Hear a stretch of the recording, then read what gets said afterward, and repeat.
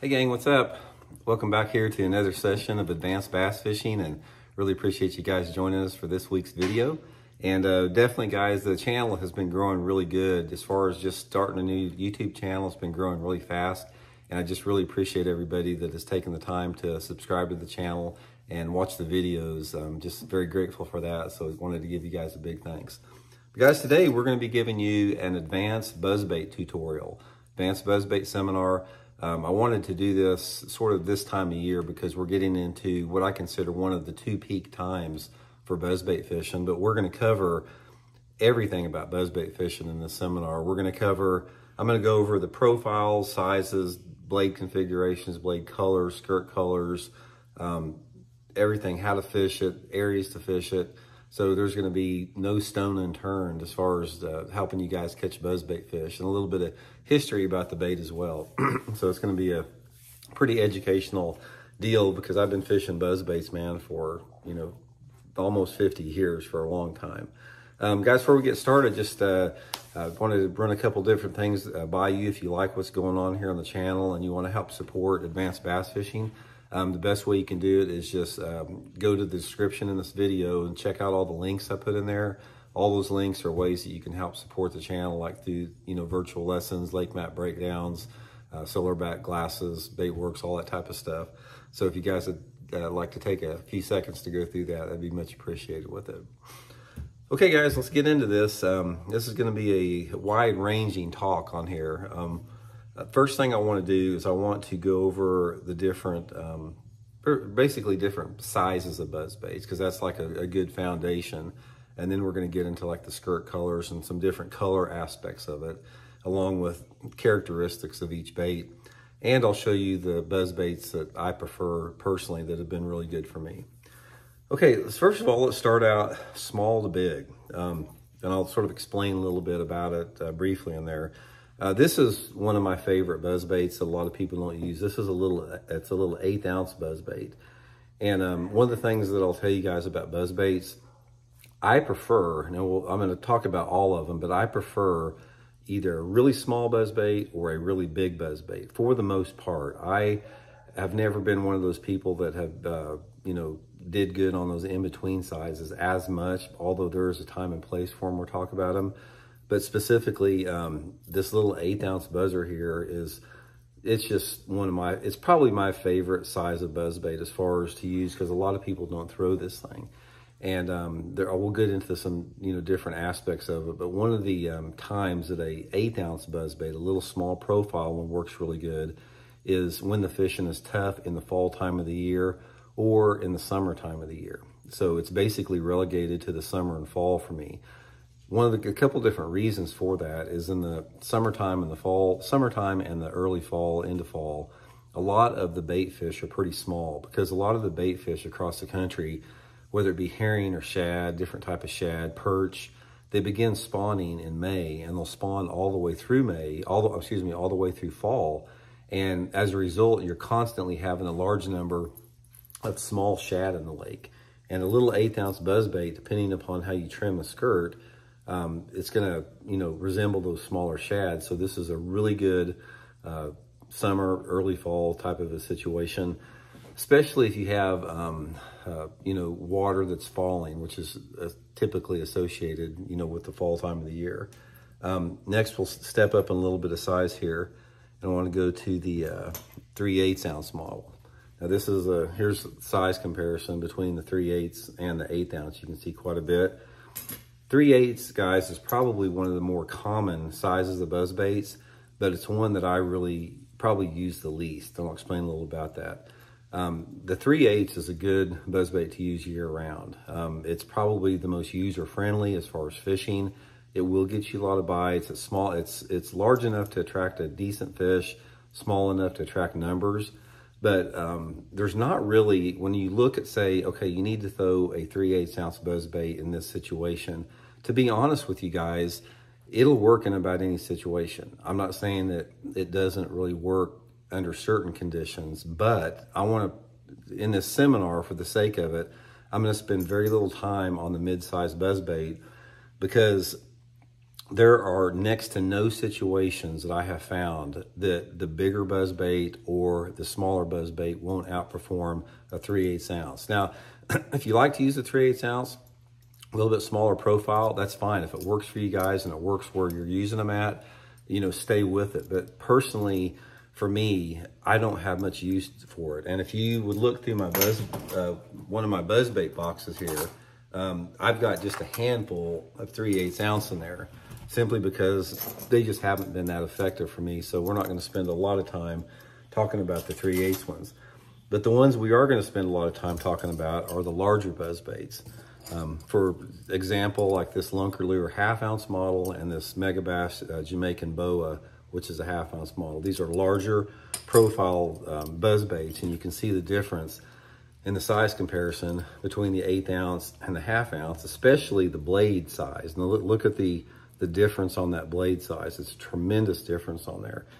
And one of the things that I like about the bigger buzzbait, I'll get into this little bait, is it simply catches a bigger fish, and it creates more commotion in the water, and it creates more disturbance.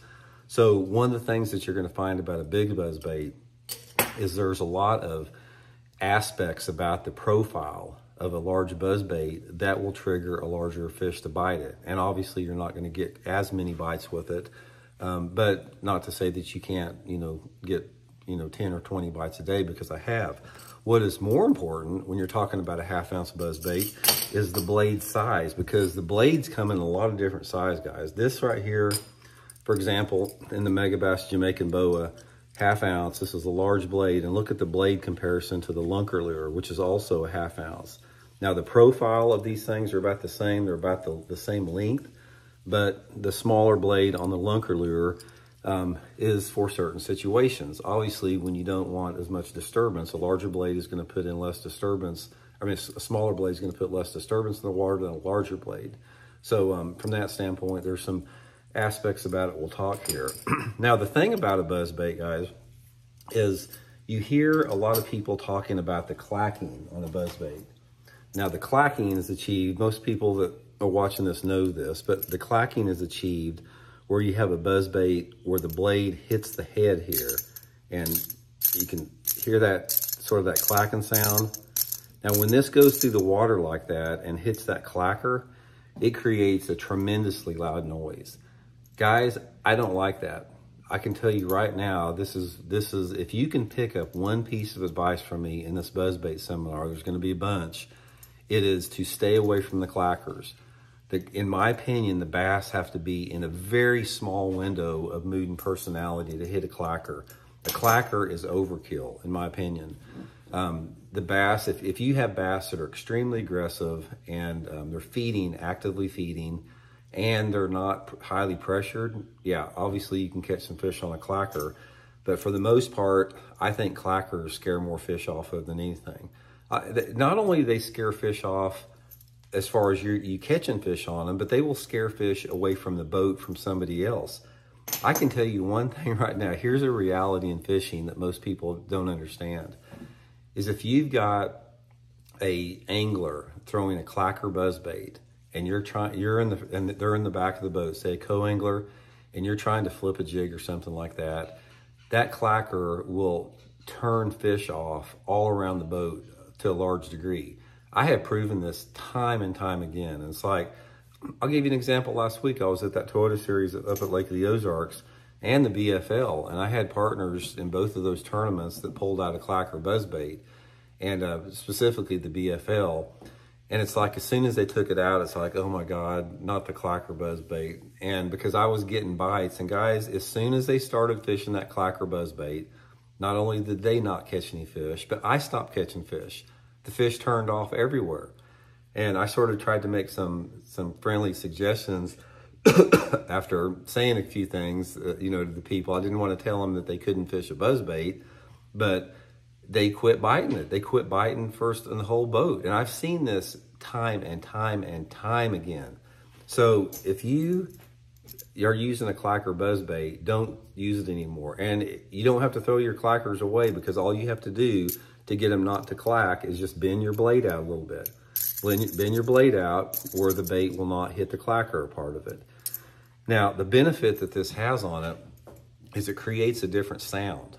And this sound is achieved by the squeaking of the buzzbait and not the clacking.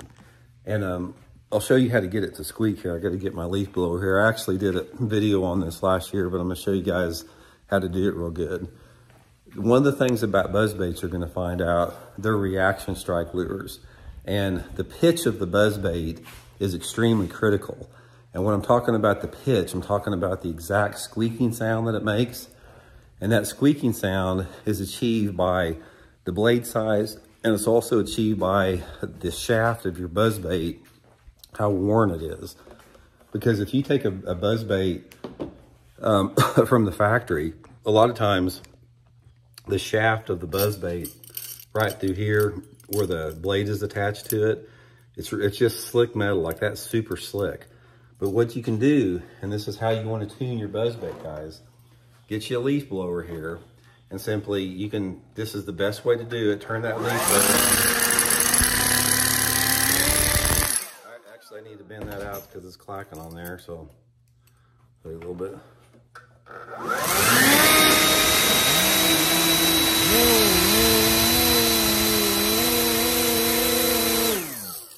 And what's going to happen is you take a couple minutes with that leaf blower and get that blade spinning like super fast. It's going to wear down, excuse me, I got some allergies here, guys. It's going to wear down the part where the friction occurs like there, and you're going to have a lot more of a unique and a pronounced squeak to the bait. It's a lot different than like stock from the factory. A lot of guys have known this for years. That's nothing new. You know, some people hang them out the window of their truck or let them, you know, go behind the boat or something like that.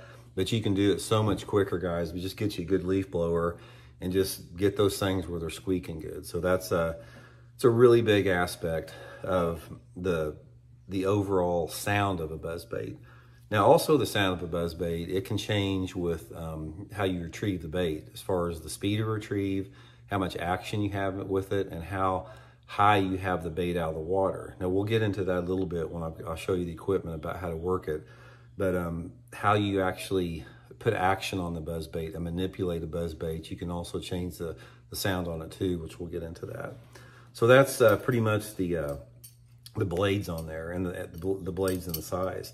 Now, as far as the colors of the blades in here, there's really only 3 colors of blades that I use. We'll get into that. I use the black blade, just a silver blade, and a gold blade like that. These are my 3 blade colors. Probably there's very few blades out there available in any other colors than this. Maybe some chartreuse was out there. But let's go over a little bit of wide-ranging scenarios when they work here. Sorry about that, guys.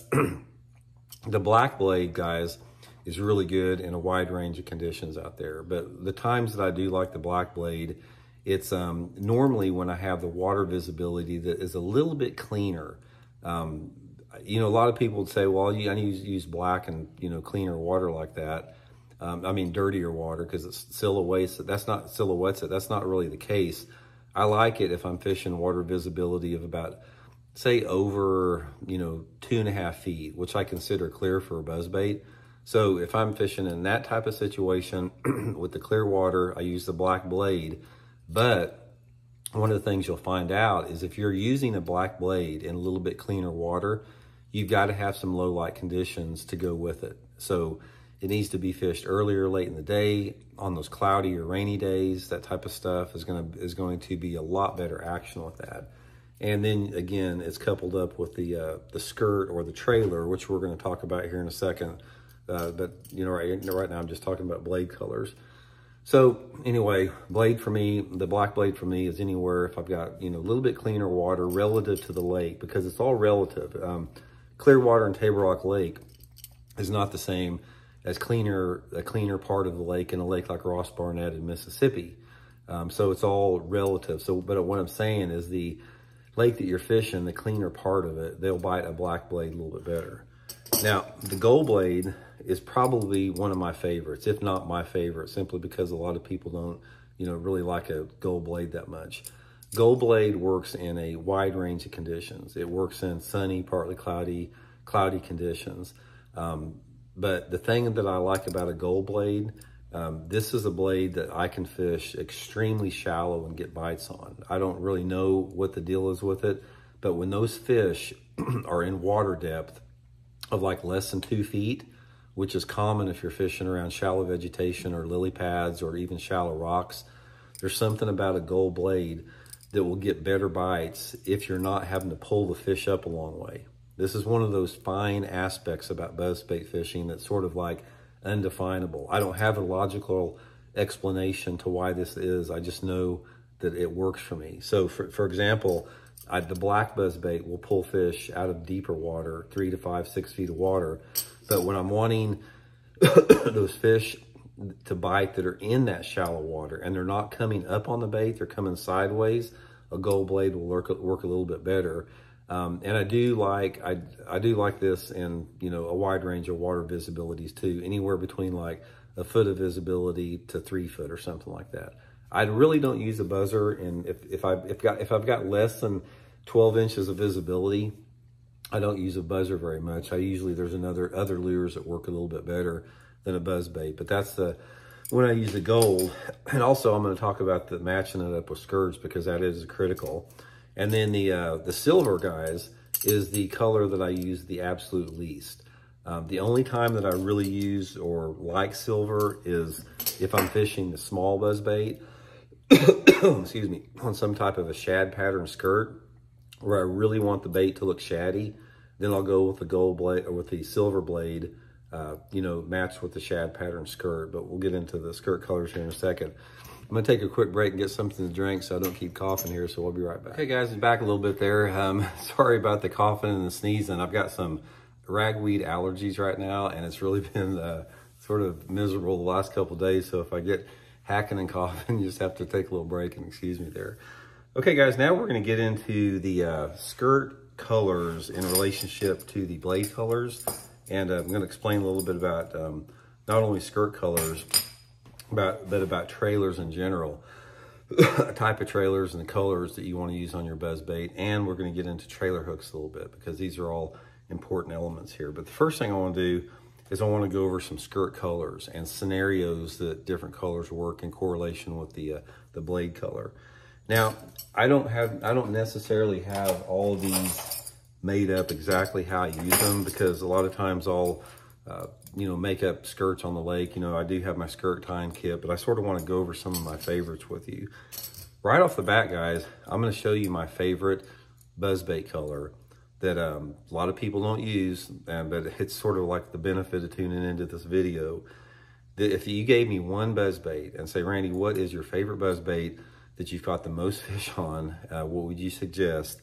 It's this one right here, guys. It's a 1/2 ounce lunker lure buzzbait with a gold blade and a chartreuse. Usually I'll put a little bit of green or something like that in it, but sometimes just straight chartreuse. But basically a chartreuse 1/2 ounce buzzbait with a gold blade. I've caught so many fish on this combination here. I just can't even tell you, you know, how good this has been for me. It works really good in a little bit cooler temperatures. Say, for example, if you're fishing a buzzbait in the late fall when the water temperatures are starting to get down to the 50s, or in the pre-spawn when the water temperatures are coming up into the 50s. Again, this stuff that I'm talking about in the video, I don't have an intellectual explanation to you. I'm just telling you what I have found works for me really good. So when the water is in the upper 50s, guys, this combination right here is deadly. And it's almost like it's the deadliest when the water temperature is starting to get almost too cool where people quit fishing a buzzer. Where a lot of people say, well, you know, it's a little bit too cool for a buzzbait. I'm probably going to try a spinnerbait or something. That's when I do really good on this. And also when the fish are shallow. So if you've got a situation where water visibility, or excuse me, say the water visibility is anywhere between, say, 1 to 3 feet. You got water temperatures, say 58 to 60, something like that. And you've got shallow cover like rock, grass, wood, or something like this. This will get you a bunch of bites right here, definitely. Next one of my favorite, and you can't really beat it, is just the black buzzbait. You know, just this is the Megabass Jamaican Boa. Anytime that I'm throwing a black buzzbait, a lot of times I'm doing it so pretty much in the pre-spawn. I don't throw a black buzzbait much in the fall, but the time that I do like the black buzzbait and the large buzzbait like the Megabass Jamaican Boa, and I'll put all these links in the description, is in specifically March. When you have March and you got water temperatures, say for example, water's been cool and it's starting to get spring, dogwoods are starting to bloom and something like that, and you start noticing the water temperatures start creeping up 55, 57 degrees, but they're coming up slow and it's still a little bit early for people to think about topwater. This is when I pull out the big giant bladed buzzbait like this, because you can work them really, really slow. That's the best part about a big bladed buzzbait. You can really gurgle it slow. And in the early pre-spawn, when those water temperatures are really cold, and I'll get into this when I get my rods out, this is when you want to work it really slow. And this is the time of year you catch the big fish on it. The big fish really, really turn on in that pre-spawn for these big buzzbaits, and there's been a lot of tournaments won on that. Now, the black on black, it will actually work about any time, but that's the situation that I really like it. Overall, guys, I think that a black buzzbait gets probably a little bit too much water time. I think a lot of people, they sort of got locked into a black on black buzzbait works really good, but that's pretty much the time that I use it with that. And then another combination we got here, guys, is like I said, the white with the silver type of a blade, whether it be the large one or the bigger one. Anytime the fish are really feeding heavily on shad, this is what I'm going to. If I've got a situation where, like, I know the shad are spawning, say for example in May, where I can see them spawning up against riprap, you know, I'll pull out the white buzzbait. Like we talked about before, early fall when those fish are keyed on small shad, I'll pull out the white buzzbait, you know, with the silver blade, and I'll use it like that, which works pretty good there. And then the final one that I use quite a bit is the black buzzbait with a gold blade. Now I probably prefer this color a little bit more than the black blade with the black skirt, simply because it offers sort of like a little bit of an option as far as a color option. There's something about the way the gold blade looks in correlation with the black skirt that works really good for me. So here's my primary colors I use. Like I said, the gold blade chartreuse, black with the gold blade there. I got something in my eye here, guys. The thing about the itching with the allergies. And the silver with the shad pattern. And I'm gonna put some Visine in my eyes. I'll be right back. Sorry about this. Okay, guys, I'm back. Man, between itching my eyes and scratching my eyes and coughing and sneezing, man, appreciate you guys hanging in there with the video, but I'll try to get through it here. Okay, guys, now we're gonna get into a couple different options on trailers. We talked about skirts, and I know there's been a big movement, guys, about people using toads on the back of a buzzbait here. In fact, I think probably most people do that. Most people use a toad on the back of their buzzbait. Guys, I'm not a big fan. I'm really not. I catch a lot more fish on skirts. And one of the things that I like about skirts is that you can create so many different color options if you tie your own skirts. And also you can create longer skirt lengths on there, because sometimes I want a real long skirt length to increase the profile of the bait. And sometimes I'll trim them back to make a smaller profile.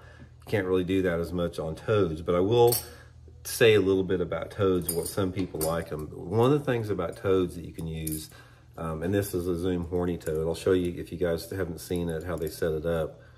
One of the things that about a toad will do is it'll slow your bait down a little bit. So if you're in a situation where you really want to work that lure slow, by putting some type of a toad on there like this with the flapping legs on it, this will slow the bait down. It'll keep it up higher where you can reel it slower, which is sometimes a benefit. But I'm gonna guess this is how most people fish a buzzbait. Like I said, I'm not a fan, guys. I prefer the skirts. In my opinion, this is sort of like other things in bass fishing where some people see other anglers do it and they start using it and they start trying it. And of course, they're going to catch fish on it, because you're going to catch fish on a stick with some hooks on it if you throw it in the right spot.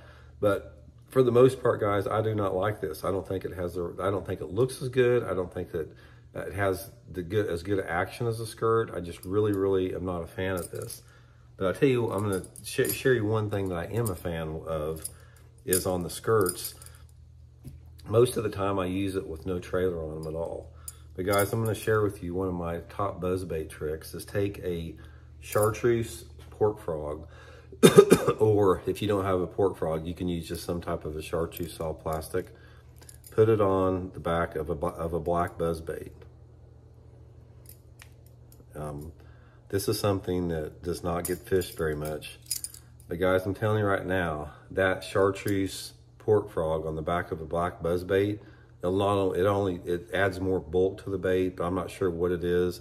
Guys, I catch a ton of fish on this. I'll put it on, doesn't matter if the blade's black or gold, but I fish this a lot with the chartreuse, some type of a chartreuse trailer, but I really do like the pork frog. Doesn't have much action going through the water. It moves a little bit, but it's just something about it that the fish really bite it. Really good on that end. Okay, let's talk a little bit about trailer hooks, guys. Now, I'll tell you one thing about trailer hooks. Man, I am just like congested like crazy, man. Sorry about all this. The one thing about trailer hooks, guys, you will find on spinner baits, buzz baits, chatter baits, really any lure that you use a trailer hook on, you're gonna get more bites without a trailer hook. Same with the buzz bait. If you can get by with it, by all means, do not use a trailer hook on your buzz bait. And a lot of times, if you're fishing the bait fairly fast, you don't really need a trailer hook because a lot of times they'll just engulf the whole thing. But if you're fishing the bait a little bit faster retrieve, which we'll talk about retrieves here in a little bit, the trailer hook can be, you know, advantageous. But one of the things that I found out in fishing with trailer hooks and without them, let's say for example, if you go out fishing a buzz bait and you've got it, I got one with a trailer hook on it right here, and you got a trailer hook on just like that right there. If you get 5 bites in fishing this thing for 5 hours with a trailer hook, you'll probably get 10 bites in the same situation without a trailer hook. Trailer hooks will cost you fish. And it's gotta be something to do with the look that it gives the fish. I mean, there's nothing really there. It doesn't really affect the action to it. But a lot of people, they don't give bass the credit for how smart they really are. And I've had this conversation where people say, oh, Randy, you can't say that. There's no way that they can see and analyze that treble hook and that trailer hook and decide if they're not gonna bite it. Yeah, they can. I'm telling you, they can. It's like you can believe it or not, but I, again, have fished buzz baits for 50 years and I've seen the reproducible results on this. And by putting a trailer hook on there, it is going to cost you bites. But you have to weigh the amount of bites that you get versus the amount of hookups you get.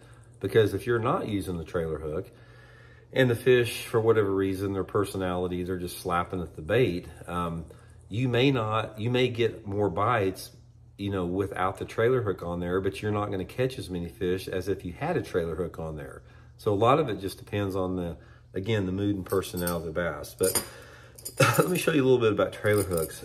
We talked about this before, about how to put them on and how to secure them. First of all, the trailer hook I like, it's this new Gamakatsu G-Finesse treble, or not treble, but trailer hook on there. It's a nano-coated O'Shaughnessy bend hook. It's small. If you do use a trailer hook, guys, use a small one. Don't ever put one of those big honking stainless steel hooks on. Use you a little bitty non-stainless steel colored hook on there. And there's 2 different ways you can rig it on there. You can rig it traditionally, you know, just with another one here. You can rig it traditionally like that, which a lot of people do. My preference though, guys, is to go upside down with it. I'll show you it like that. Where it's hanging upside down, because what happens this way is if that fish comes up on it and nips at it, it doesn't matter what degree of angle they have, a lot of times they'll get that hook that is pointed down instead of having to come over the top of it. In order for them to get that trailer hook, if it's returned the other way, the fish has to come up over the top of the bait. But here, they don't have to come up there. They can suck it up underneath, and that's gonna get a lot more. And some situations, I'll even use a treble hook trailer. if I'm fishing specifically open water with it, like rocky banks or something like that, sometimes I'll go to a treble hook trailer, and actually that can even be better a lot of times because it's a short shank on a treble hook, and sometimes you can get the skirt where it'll completely hide the hook on there, so that helps out a little bit more. And finally, guys, before we get into the next stage as far as equipment and how to work it and that type of stuff, I want to say one thing about head colors on there. One of the things that I like to do with the Buzzbait, on a lot of my Buzzbaits, is I like to paint the head red on them. It could be just a confidence thing, I'm not really sure, but I'll tell you one thing that I have found is that on a lot of the Buzzbaits I have in tournament competition, not necessarily just goofing around in practice, I mean, most of these are practice ones, I will paint the head of that red like that. There's something about it that it's just another visual strike attractant that the fish seem to like. So anyway, there we covered the Buzzbait profile, size, blades, color, skirt colors, trailer hooks, all that type of stuff. Take a little break. We're going to get into the equipment to throw it on how you want to work a Buzzbait, the cadence and retrieve. And then in the last segment of the video, we're going to get into seasonal patterns on Buzzbaits and specifically the type of areas to fish them in. So we'll be right back. Okay guys, let's talk a little bit about equipment, as far as rod and reels and line to throw the buzzers on, and also how to work a Buzzbait, as far as how to manipulate it and put action on it. Now, one of the things that I don't think gets enough attention in Buzzbait fishing is your equipment, because a Buzzbait, you can lose a lot of fish on them because it's a reaction strike from the bass, and there's a lot of elements at play that will cause you to lose the fish if you don't have the right rod specifically. So we're going to get into that a little bit. I'm going to explain it, what the deal is in there, and also the same with cadence. Triggering a strike through different cadences is critical, so they sort of work hand in hand. So I'm going to show you the two setups I use. I've got two different rod and reels and line setups that I use based upon the Buzzbait. Now for all of my, anything above 3/8 ounce, 3/8 ounce Buzzbait, ½ ounce, like this type of stuff, I'm using this Megabass launcher rod. It's a 7-foot, 11-inch rod. It's got, I would consider it, it's a little bit unique in the fact that it's got a medium tip on it. It's got a fairly soft tip. And this is one of the things that you've got to have when you're fishing a Buzzbait in correlation with using braided line, because I do use braided line exclusively on a Buzzbait, and that's the only, it's really about the only lure category I do that. So on my 3/8 ounce and above lures like this, I use 30-pound test Seagar Smackdown braid. I've got, this is mono or fluorocarbon here just for demonstration purposes. But anyway, the 30-pound test, sometimes 40-pound test if like I'm using a ½ ounce or 3/8 ounce or ½ ounce or 3/4 ounce buzzer. But I like the way the 30-pound test casts. And then it's just some type of a 7-to-1 ratio reel on there, high-speed ratio reel. But there's two aspects about this specific rod that I like, is the number one, the length on it, because the rod being 7 foot 11 inches long, it allows me to make a long cast with the bait. I can make short casts, I can make long casts, and when the fish hits, it allows me to take up a lot of line on the hook set, and then the soft tip on it allows me to fight the fish and is very forgiving as far as when the fish makes a run. Now, I've experimented with a lot of different setups, and here's what I've sort of found with that. If you use just like a regular 7-foot rod with fluorocarbon fishing line on it, you'll lose a lot of fish on there, because a lot of times when a bass bites the buzzer like this, they have the entire bait in their mouth like that. And if you don't have a low stretch line like with braid that doesn't have any stretch, when you set that hook with like a 7-foot rod, even if it's a medium heavy, you're not pulling anything. It's like if the fish is clamped down on this thing and you set the hook and pull, you're not getting the hook in the fish. I've lost so many fish fishing fluorocarbon or mono on a 7-foot rod. But if you use a combination of a long rod, a 7-foot, 11-inch rod that has a lot of, it brings up a lot of line on a hook set, in correlation with the braided line, which has no stretch on it, you'll drive the hook home on those areas. And another thing about the braided line, it will allow you to put a different type of an action on the lure, because when you're talking about making little bitty twitches and movements like that with the Buzzbait, if you have braided line, since there's no stretch on there, it will instantaneous telegraph that action to the bait, so you don't have to overwork it. So this is what I fish the 3/8 and above on. And now what I fish the little buzz baits on, the 1/8 ounce and quarter, is a spinning rod. I use the Megabass. It's a 6 foot, 11 inch Megabass whip snake. It's the same rod that I use with my jerk baits. And I've got 20-pound test Cigar Smackdown braided line. Straight braid on the buzz bait here. It's the same deal, guys. It's like with the straight braid on the little buzz bait, I can cast it really good. It's like an 1/8 ounce buzz bait will cast okay with a bait caster, but you can't make real specific short casts. Like if you want to try to skip that buzz bait or something underneath a overhanging limb where you've got to get into a tight spot, it's hard to cast a little 1/8 ounce model. But you can take a spinning outfit and pitch it back in there, and it's a really good outfit to use on a buzz bait if you have a small buzzer, but you've got to have the braided line. If you don't have the braided line, it's not going to do what you need to do. So, 20-pound test, the braided line on the spinning rod. Now, let's talk a little bit about how to work a buzz bait, action on it. Now, this has to do a lot with the water clarity and water temperature as far as what you're wanting to get out of this buzz bait as far as generating strikes with it. Now, if you're, let me sort of go through different scenarios as far as, times of year. And then I'll talk about retrieves for those times of years. If you're fishing in the pre-spawn, when the water temperatures are like under 65 degrees, this is when I like a slow gurgling retrieve. I like to throw that buzzbait out there, and I just like to blip, blip, blip, blip, blip, blip, blip, blip, blip, blip, blip, blip. I'm just trying to work it fast enough to where the blades are turning above the water. And most of the time, I don't put any twitching or action on it. I'm not trying to jerk it. I'm just going blip, blip, blip, blip, blip, blip, blip, blip, blip, blip, blip, blip, blip, just like that, just as slow as you can possibly reel it. That's really effective if that water temperature is cooler in the pre-spawn. Now, as the waters get warmer, and especially as the waters get a little bit cleaner, I'm speeding that retrieve up. So let's say, for example, if we get into May, June, and July, when I'm still fishing the buzzbait, shallow, I'll fish it all summer long, but the water's warming up to above 70, 75 degrees, and let's say the water is cleaning up a little bit, you've got a couple foot visibility, that's when I'll cast it out there, and I'm just reading like this, blah, blah, blah, blah, blah, blah, and then I'll just like give it a half turn or twitch it like that, blah, blah, blah, blah, blah, blah. Just jerking it, making it just jerking across the water like that. I don't ever, once that water temperature is over 70, I don't ever want it to go blip, blip, blip, blip, blip, blip. I'm going blip, blip, blip, blip, blip, blip, blip, blip, blip, like that. So almost like a swim jig. Throw it out there and just like work your rod tip like that while you're reeling on there.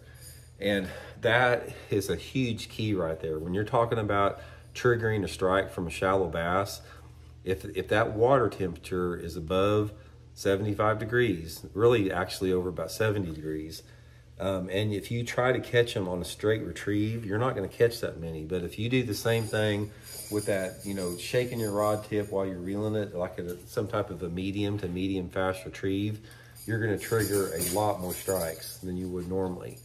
And then the same thing in the fall time of the year. Once that water temperature starts falling back into the 60s and into the 50s, I return the speed of retrieve to the same way we talked about before, with the slow gurgling retrieve. And the slower the retrieve, the better it is in the cooler water. So let's say, for example, if I'm just going blip, blip, blip, blip, blip in March when the water is 60 degrees, in November, if I'm fishing the same way, it's the same deal, blip, blip, blip, blip, blip, blip. Water temperature is really critical. And I will say one thing about the buzzbait fishing, guys. The best buzzbait fishing that you're going to have overall, now you can catch fish on a buzzbait anytime the water's over 50 degrees, but the best window for catching fish on a buzzbait is when that water temperature is 55 to 65 degrees. That's going to be optimal with that. There are some situations, like I said, they'll bite them all summer good. But if you told me, it's like, Randy, give me one scenario when you would want to fish a buzzbait. There's actually two I'll give you. The number one scenario is if I had a warm March day where the water temperatures were climbing all week long. And I would say, for example, there's a cold front on the way, and we've got a steady or dropping barometric pressure. We've got a southerly air flow. We've got air temperatures that are like 5 to 10 degrees above normal. That is when the buzzbait is going to be absolutely awesome to fish in there. And then again, the other scenario, second to that, would be if you were fishing like in November, like mid to late November, even into December, when that water temperature is 55 to 62 degrees and you have a like a cloudy, rainy type of a weather system in there where it's like, it's not like real cold. It can be, you know, it could even be snowing. Some of the best buzzbait days I've ever had have been in the fall time when it's snowing, but it's a little bit cooler than average. Your temperatures are below normal and your water temperatures are still hovering around upper 50s. That is the other time that's my favorite time to catch a buzzbait fish. So there's two really good windows there for that. Okay, guys, that's covers the techniques there. Now we're going to take a little break and we're going to get into the seasonal patterns and talk about specific type of areas to look for the buzzbait. So I'll be right back. Okay, guys, here in the final segment, we're going to talk about patterns for buzzbaits, areas that you want to look for as far as good buzzbait areas, and how weather affects the mood and the personality of the fish in relationship to them biting a buzzbait. So we'll get into that. Now, first of all, I want to talk a little bit about weather patterns and mood and personality, because a buzzbait is a very telegraphing lure. And what I'm talking about there is that it's easy for the bass to pick up on the frequency and the sound and what a buzzbait is. It's not like a Cinco or something that doesn't telegraph itself. So they can get conditioned to a buzzbait pretty quick, and they will still bite a buzzbait even if they're conditioned to it, but they're a little bit more wary with it. Now, if you guys have fished a buzzbait very much, you know that there's a big difference between getting a bite on a buzzbait and catching a fish on a buzzbait. Buzzbait fish are notorious for biting the lure with their mouth shut or slapping at it or coming up over the top of it and not getting hooked. That's part of it. And a lot of it has to do with the mood and the personality of the fish. There are some things you can do to tweak it a little bit, because a lot of times if you're getting those missed strikes and those short strikes, there's a lot of different things you can try. It may not work, but one of the things you can try is a different retrieve. Normally, if they're missing the bait, you need to speed it up a little bit. And you can also go to a different buzzbait profile and color combination. So let's say, for example, you're getting some fish to blow up on a 3/8 ounce black buzzbait with a black blade, you know, just with a medium retrieve on it. Mix it up a little bit, and, you know, use the stop and go retrieve. You know, put a gold blade on the blade and keep your skirt black, or instead of using a 3/8 ounce size, go to a 1/4 ounce size or a 1/2 ounce size. Make some adjustment with that. Because if you're getting the fish to bite the buzzer, that means they're in the mood and the personality, and they're positioned to bite a topwater lure of that category. So that's a good thing. What you're going to find in buzzbait fishing for the most part is they're either biting it or they're not biting it. In other words, the bite is usually pretty good or it's non-existent. If you get a few bites on a buzzbait, there's a good chance that you can continue catching fish on that, depending upon the time of the year, because some times of the year are more weather dependent. Because I'll go through that here a little bit more. We'll start into the seasonal pattern. So before we get into that weather pattern, let's start with first part of the year. So for me, buzzbait season, when I'm thinking about first throwing a buzzbait, I'm looking for 55-degree water.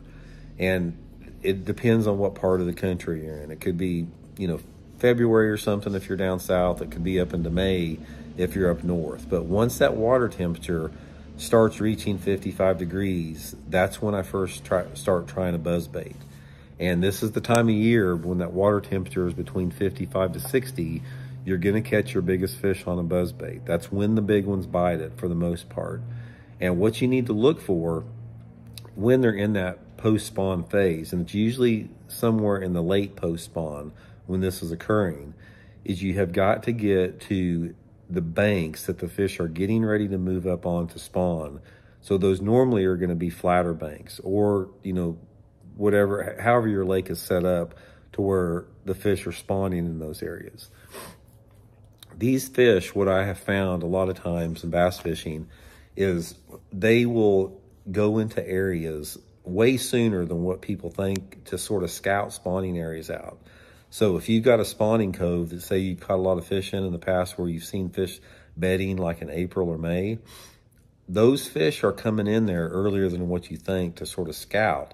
They may be a little bit deeper, but they take advantage of weather windows and get shallow. So let's say, for example, it's towards the end of March and the water temperature is 57 degrees. There's no fish spawning on the lake, but you go into your favorite spawning area there to try to catch some fish, and you may go in there on just a typical day and try a buzzbait and not catch one. If you go into a spawning area on a pre-spawn day when the water temperatures are in the mid to upper 50s, and you've got one of those days I was talking about where it's unseasonably warm, where you got a steady to falling barometric pressure, there may be a cold front on the way, maybe you got a good strong southerly airflow, it's going to push some fish into those areas. So in the pre-spawn, before the fish are actually spawning, throw that buzzbait, the big 1/2 ounce or 3/4 ounce buzzbait, in the spawning areas, even before those fish are going to be spawning in there. That's where you're going to catch these big isolated fish. And it's totally dependent upon the type of cover that you have. If you have any type of shallow vegetation, even if the vegetation is dead, that's really good. Say if you got lily pads and they're not bloomed out yet, they're just the stems, that can be awesome. Water willows, shallow hydrilla, milfoil. If you don't have that, just whatever your rock or wood cover is. Shallow docks, lay down trees, stumps, rocks, anything like that. Just anywhere those fish can get shallow on. But one of the things that I found with that is those fish are going to use whatever shallow cover is available. And one thing that will make a buzzbait bite better in the late post spawn is if you have some type of rising water. It doesn't have to be the lake doesn't have to be flooded. It doesn't have to be a fast rise, just some type of a slow rise to where there's water, you're at least full pool or a little bit higher. Now, I'm not saying you can't catch them at any time, but if you got that water coming up and you've got, warming conditions, guys, you better tie you on a buzzbait because you're going to miss out if you're not. And a lot of guys won't throw them in that scenario. But this is big fish, big buzzbait time. Now, as we get into the spawn and the post-spawn, that type of stuff, I don't catch many fish on a buzzbait when those fish are really focused on spawning. So to me, there's like a dead period of about a month in the spring. You depend upon when your fish spawn, but once the majority of the fish are actually bedding or thinking about bedding, there's like a dead period for me with the buzzbait that picks up after they get done spawning and into the post-spawn.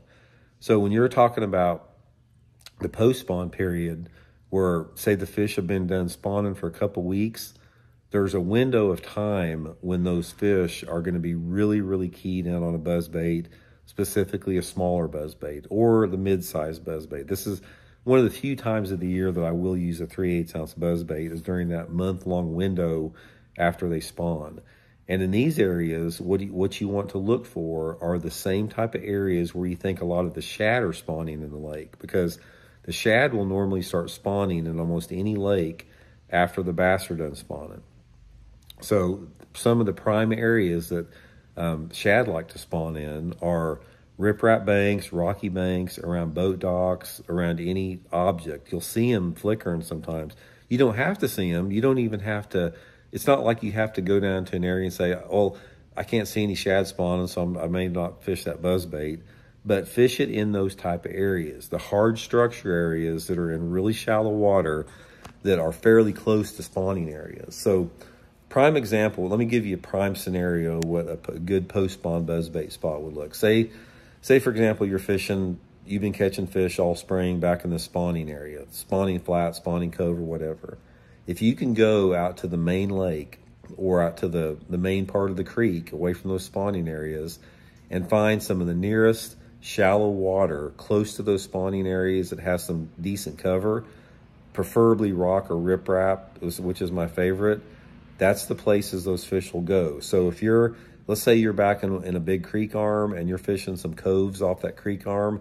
Try to go out in towards the mouth of the main part of the cove or the creek and start fishing that buzzbait around whatever shallow targets you can find. If you can find, if you have a lake that has boat docks and has riprap between the docks, that's the #1 buzzbait cover. It's like, say, for example, you guys that fish Fort Loudon Lake in Tennessee. Fort Loudon is a perfect example of what a great buzzbait lake would be during the post-spawn, because you have a lot of boat docks with the shallow riprap between the docks. Perfect places for buzzbait like that. Now the summertime, summertime fishing with the buzzbait, it's basically conditional with that. Summertime buzzbait fishing is all about the getting out early or late in the evening or low light conditions. You are simply not going to catch many fish on a buzzbait in the summertime up during the day. Not to say you can't. You can catch them around. If you fish shade, you might catch them all day long. But in the summertime, this is the prime time to get out on the shady banks the first, couple hours of daylight or an hour before dark, or if it's a rainy or cloudy day. That's the time to fish a buzzbait.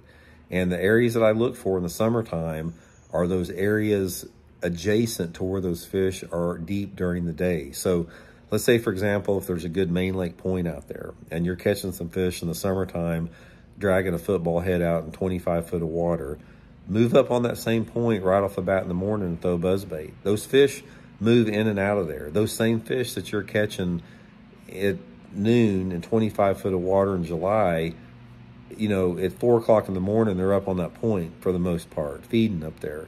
So it can open up some different bank angles like this. You can fish some steeper banks, but just tell yourself, it's like, okay, what's the closest place to the bank where these fish that live in deep water are going to go, and try throwing that buzzbait in those type of areas, and it usually works out really good. Another really good area for summertime buzzbait fishing is fishing around the shade of any boat docks. If you guys have docks, it doesn't matter if they're floating docks or pier docks. I've caught a lot of good fish in the summertime, just sort of gurgling that buzzbait next to the shade. Just throw it right along the edge of the docks, come along that shade. It's really good. And obviously grass lakes are a little bit different. If you guys have a grass lake like Lake Guntersville or something, or the TVA Lake, or down in Texas, it opens up some more scenarios for you guys with the buzzbait. But I'm trying to target this to basically more man-made impoundments rather than like the grass lakes as much. Now, there is the big transition that takes place in the fall time of the year that we talked about before. Like I said, pre-spawn and fall time of the year are the two best times to fish a buzzbait. What happens in the fall time of the year, it's a slow process, because the process that a bass goes through in the fall time of the year, as far as some type of a transition into the lure categories and baits they bite, it's really dependent upon the weather patterns you have in the fall. Because like right now, guys, it's October 2nd and it's 90 degrees here. So and the water temperatures are still 80 degrees, but some Octobers, it may be, 55 degrees out here, and the water temperatures might be 10 degrees cooler. So the fall weather patterns that you have are super critical to your buzzbait success, or how good a buzzbait's going to work in the fall time of the year. Now, in early fall, and I sort of consider this early fall right now, when the fishing is still tough, and fishing is really tough, the two toughest months in fishing are September and October. That's, in my opinion, by far. So when you're fishing in September and October with a buzzer, it's real sporadic. There may be an early bite. You may get into a scenario where things are lined up perfect and they'll bite them all day long. You may get in a right day as far as it's cloudy and they bite the thing. It's really hit and miss. But what happens is when you first start to get a noticeable, consistent drop in the air temperature and the water temperature, this is when there's a huge shift in buzzbait fishing. And it's going to happen. It's like right now, it's been so hot here in Missouri for the last month that it's just a matter of time. We're going to get some big front come in probably over the course of the next 2 or 3 weeks. And we're not going to have any more warm days after that. It's that big front that comes through is going to sort of mark the start of fall, and we're going to start seeing every night it's going to get cooler, and the water temperatures are going to start falling a few degrees, every single week, a degree or so every single week. And once you start getting into that pattern, which is normally towards the end of October and first part of November, gets later every year, it seems like. But once you start getting into that noticeable reduction in water and air temperature, that's when things return very similar to the way they were during the pre-spawn. The bigger fish are going to start moving up. That's when you need to put on your bigger buzz baits, and that's again when you need to move back into those transition areas. Now, the difference between the way that you fish in the pre-spawn versus the fall, once the water temperature start to get about the same, is the part of the lake that you fish. One of the things I can tell you about fall fishing with the buzzbait is you need to be in the cleanest water that you can find. Whatever the cleanest water in your lake is, that's where you need to be. In the pre-spawn, it's different. A lot of times in the pre-spawn, I like some of the more off-colored water because it warms up quicker. But when those water temperatures start cooling off, those fish react better to a buzzbait in clear water conditions. So when I'm thinking about catching fish on a buzzbait from the last part of October into December, I'm always on the lower end of the lake, and I'm looking for any type of areas that have a mixed type of cover in them. So it could be rock transition, it could be a rocky bank that's got some isolated wood on it, it could be a flatter bank that's got some isolated grass on it. The more mixed cover that you can have is going to be better. And I also like to stay more out on the main part of the creek or the main lake. In the fall time of the year, I don't go to the back ends of the creeks or the back ends of the coves. Well, I did a video on my other channel earlier this week about one of the biggest myths in fishing was that the fish move to the back of the coves in the fall. Guys, they don't, man. I'm telling you, there's more fish on the main part of the creek or the main lake than there is anywhere in the fall time of the year. So look for that same type of diverse mixed cover, but on the main part of the creek. If you're in one of your major creek arms in the lake, don't go back into any of the coves. Stay on the points or on the main body of the creek, or the same with the main lake. Stay on the main lake banks, main lake points, and that type of stuff. And that definitely adds up to a lot more fish for me on it. The other thing about buzzbait fishing in the fall time of the year, it's pretty heavily weather dependent. You can catch fish obviously anytime on a buzzbait, but a buzzbait overall, especially in the fall time of the year, is severely impacted by any type of frontal system, that you have a shift in wind direction and temperature drop. If you've got a front that comes through and you lose your humidity and you lose your cloud cover and it's just a lot brighter out, normally associated with a north or northwest wind and a temperature drop, you might as well put the buzzbait in the box, guys. It's not going to be any good. Buzzbait fishing, you're going to find for the most part throughout the entire year, with the exception of the middle of summer, which it doesn't play that big of a role there, but in the springtime of the year and the fall time of the year, you've got to have a south wind. You've got to have some type of cloud cover. You've got to have some type of, a little bit higher humidity. That's just what puts those fish in the mood and the personality to bite a buzzbait. And that's why a buzzbait is so, the window that it works is small relative to other lures out there. Like a shaky head will catch fish 12 months out of the year, rain or shine. It doesn't make any difference. Same with a jig. A buzzbait won't do that, guys. Buzzbaits are very, very condition specific in terms of water temperature, water clarity, water level, time of year, weather patterns, all that type of stuff. But anyway, the information that I gave you here will sort of give you a good foundational starting point for that. Because guys, a buzzbait, it's perplexing to me because buzzbaits, I would have thought they would have faded out long ago. The first buzzbait, I've told this story before, I was down at a place called Rod and Reel Resort with my mom and dad back in 1974. We used to go to a vacation down there once a week in the summertime. It was a like a mom and pop's, you know, resort on the lake down there, trailer houses we stayed in. And they had a wall and it said lunker lure on there. And it was a buzzbait, a 1974 lunker lure, same blade as they are today. And I didn't even know what it was. I looked at that thing and said, there's no way a fish will hit that. That thing's ugly looking. I didn't even know it was a topwater. I thought it was something you reeled underwater. But after people started winning tournaments on buzzbaits back in the 70s, I kept looking every year for the thing to be less and less effective. But guys, a buzzbait is still as effective today. A buzzbait is an awesome lure to catch big bass on, even to this day. But again, it's all conditional. You got to have that right set of conditions. And hopefully in this video, I lined out what those conditions are. That's going to help you guys catch some. But anyway, guys, much appreciated you tuning in to the seminar this week. Please feel free to shoot me some ideas, what you guys would like to hear about. And definitely appreciate your support of the new channel. And we'll talk next week.